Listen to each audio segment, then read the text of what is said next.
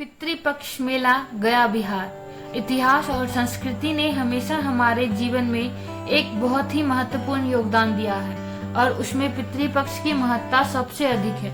यह एक हिंदू परंपरा है जहां हर साल पूर्वजों को श्रद्धांजलि दी जाती है। पितृपक्ष में पूर्णिमा, श्राद्ध, महाभरणी श्राद्ध और सर्वपितृ अमावस्या का विशेष महत्व होता है। पितृपक्ष दिवंगत आत्माओं को समर्पित है और उन्हें प्रसन्न करने, क्षमा मांगने और पितृदोष पूर्वजों का श्राप से छुटकारा पाने के लिए है। इस अवधि के दौरान जन्म, जीवन और मृत्यु के चक्र से दिवंगत आत्माओं को प्रसन्न करने के लिए श्राद्ध, तर्पण और पिंड दान जैसे अनुष्ठान किए जाते हैं। इस तरह के अनुष्ठान फाल्गु नदी में किए जाते हैं और उसके बाद विष्णुपद मंदिर गया में विशेष प्रार्थना की जाती है।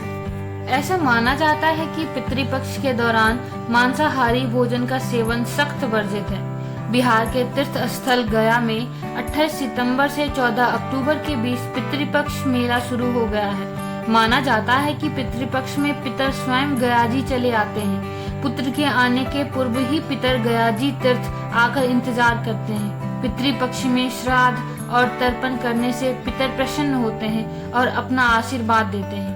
मान्यता के मुताबिक पुत्र का पुत्रत्व तभी सार्थक माना जाता है जब वह अपने जीवन काल में जीवित माता पिता की सेवा करे और उनके मरणोपरांत उनकी मृत्यु तिथि, बरसी तथा महालय पितृपक्ष में उनका विधिवत श्राद्ध करे।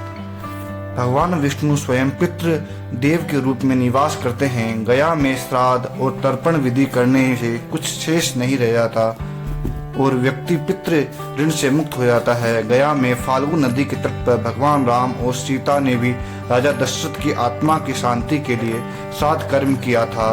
इसके बाद कौरवों ने भी इसी स्थान पर श्राद्ध कर्म किया था। ब्रह्मा जी जब सृष्टि की रचना कर रहे थे उस दौरान उनसे असुर कुल में गया नामक असुर की रचना हो गई। गया असुर के संतान के रूप में पैदा नहीं हुआ था, इसलिए उसमें आसुरी प्रवृत्ति नहीं थी। वह देवताओं का सम्मान और उनकी उपासना किया करता था।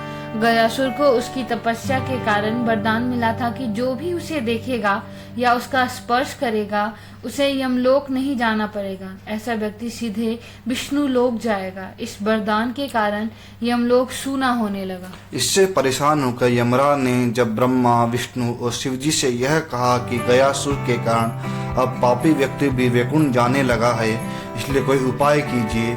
यमराज की स्थिति को समझते हुए ब्रह्मा जी ने गयासुर से कहा कि तुम परम पवित्र हो, इसलिए देवता चाहते हैं कि हम आपकी पीठ पर यज्ञ करें। गयासुर इसके लिए तैयार हो गया। गयासुर अपना शरीर देने के लिए उत्तर की तरफ पांव और दक्षिण की ओर मुख करके लेट गया।